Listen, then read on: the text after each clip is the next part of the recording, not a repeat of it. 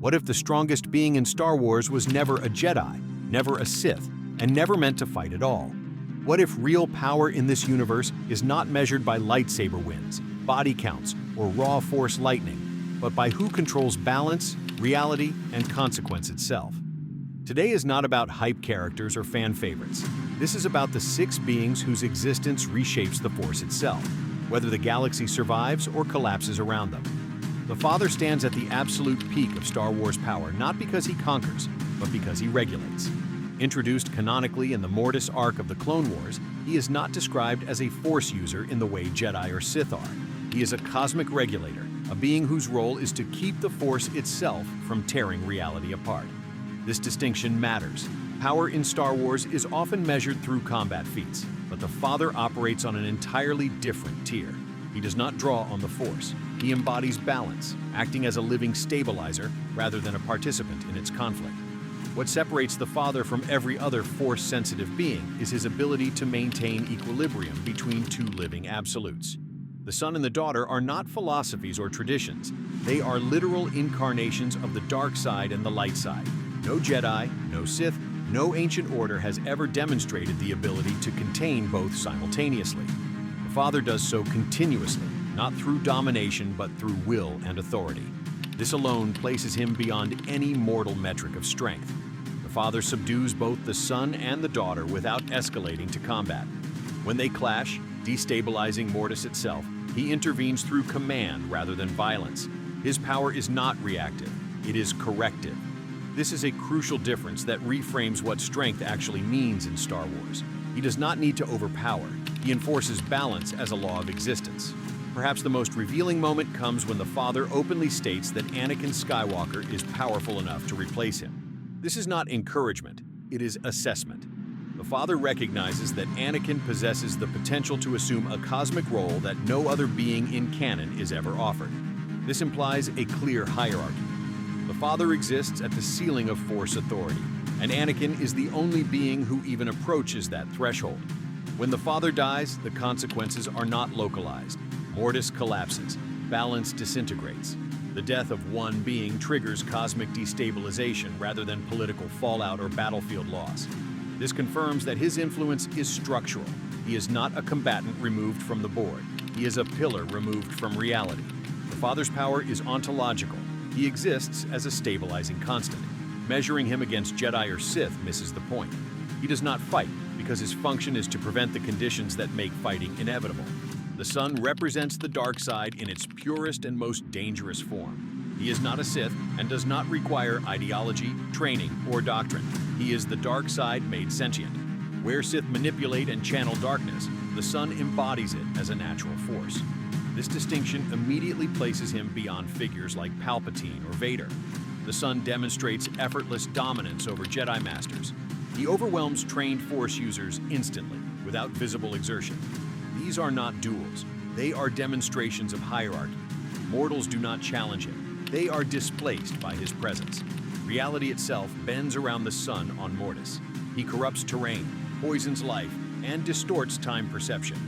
Mortis responds to his emotional state, indicating that his power is environmental rather than targeted. This is Force influence on a planetary and metaphysical scale. The Son cannot be killed through conventional means. It requires the dagger of Mortis, a celestial weapon designed specifically to kill beings of his nature. This places him outside mortality as understood in Star Wars. Combat cannot end him, only cosmic instruments can. Even Anakin Skywalker is temporarily bent by the Son.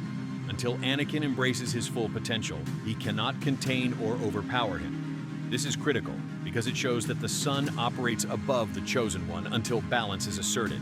The Son's existence proves something uncomfortable. Sith are not the source of the dark side. They are derivatives.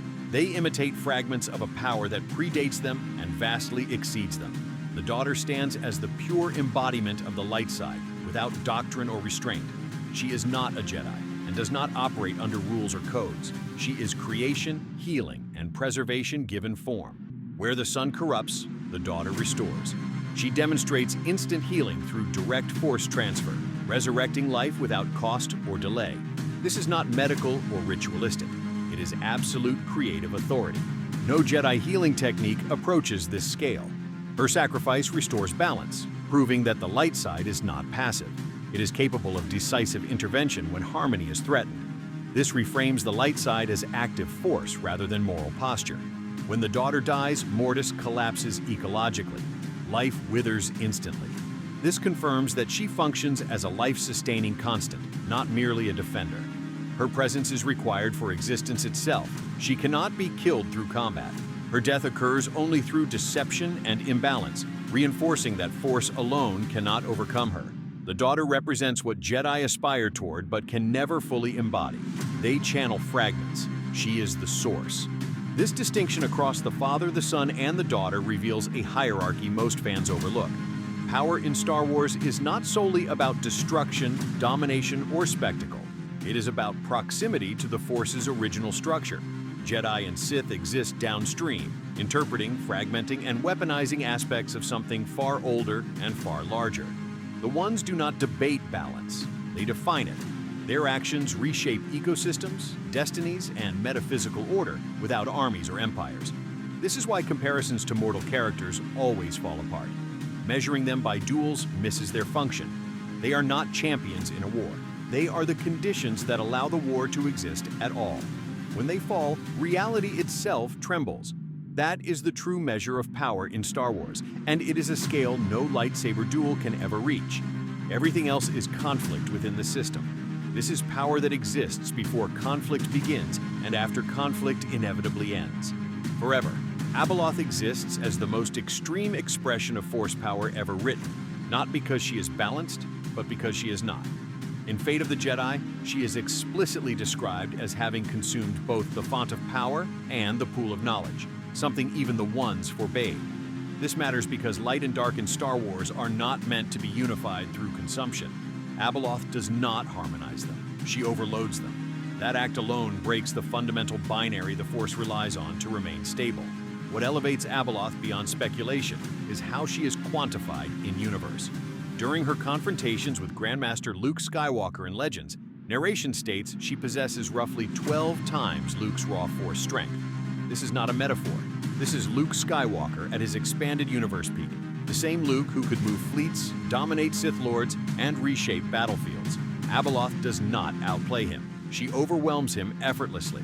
Her influence is not local. Abaloth induces Force psychosis across entire star systems, corrupting Jedi minds light years away. This is not mind trickery. It is environmental Force contamination. Entire groups of Force users lose autonomy simply by existing within her sphere of influence. No Sith has ever demonstrated control at this scale without infrastructure, cults, or prolonged manipulation. Abaloth does it passively. Attempts to kill her repeatedly fail because there is no singular body to destroy. Lightsabers pass through her forms. She reforms after impalement, dismemberment, lava immersion, and sustained Force lightning. Each physical defeat only eliminates an avatar. The core entity persists. This makes traditional combat meaningless against her. Victory becomes a matter of containment, not defeat. This is where Abaloth becomes more dangerous than the ones in one specific way. The ones represent aspects of the Force. Abaloth represents unchecked Force consumption. She is stronger in raw chaos, but fundamentally unstable. Her power grows without equilibrium, making her simultaneously the strongest and most dangerous anomaly the Force has ever produced. Anakin Skywalker stands apart from all of this for a different reason. He is not merely powerful. He is unique by origin. Anakin is the only being explicitly created by the Force itself, conceived without biological cause. This alone places him outside every Jedi, Sith, or Celestial lineage. He is not chosen by prophecy alone. He is generated by necessity. On Mortis, while still mortal and untrained in cosmic responsibility, Anakin dominates both the son and the daughter simultaneously. This moment is critical and often underplayed. Two incarnations of the Force are subdued by a human who has not yet embraced his full potential. The father does not intervene because Anakin proves capable. This is not symbolic. It is demonstrative. Post-death, Anakin's power evolves rather than fades. In canon, his appearance within the world between worlds shows temporal awareness and control. He interacts with time-adjacent spaces without portals, guidance, or restriction. He does not travel through the Force. He inhabits its structure. His interaction with Ahsoka reveals abilities far beyond Force Ghost norms. He alters environment, perception, age, and form. He appears capable of resurrection-level intervention, pulling her back from death through mechanisms never explained or repeated elsewhere. This places Anakin outside the category of spirit or echo. He functions as an active cosmic agent. Most importantly, Anakin exists beyond identity. He shifts freely between light and dark personas without loss of control. This resolves the central flaw that destroyed him in life. He is no longer divided, he is integrated. This makes him uniquely qualified to assume the Father's former role, not as a ruler, but as a stabilizer. Not the strongest fighter, but the most structurally necessary being in the Force. The Force priestesses operate above even this level. They do not compete, they govern. Existing at the intersection of the living Force and the cosmic Force, they represent law rather than power. When Yoda encounters them, they do not test his strength, they test his understanding. And when they grant him consciousness after death, they redefine immortality itself. What makes the priestesses untouchable is that they cannot be attacked, resisted, or opposed. There is no recorded instance of violence affecting them. Their authority does not depend on Force output, it depends on function. They oversee the cycle of life, death, and continuity for all Force-sensitive beings, including the Chosen One. They appear as emotional archetypes rather than individuals: serenity, joy, anger, sadness, confusion. This implies governance through psychological law, not domination. The Force is regulated not by armies or lightning, but by emotional equilibrium. The priestesses embody this principle directly. Their role suggests something unsettling. Power in Star Wars ultimately answers to order, not strength. The priestesses do not intervene often because intervention is not their function. Observation is. Correction occurs only when cosmic law is threatened. Taken together, these beings form a hierarchy most fans resist acknowledging. Jedi and Sith fight within the system. Abaloth breaks it, Anakin stabilizes it, the Ones embody it, and the priestesses govern it. This is why debates over the most powerful character never end. Because power in Star Wars is not linear, it is structural, and the closer a being stands to the architecture of the Force itself, the less violence they need to wield. That is the uncomfortable truth Star Wars lore keeps circling without ever stating outright. The strongest beings do not conquer the galaxy.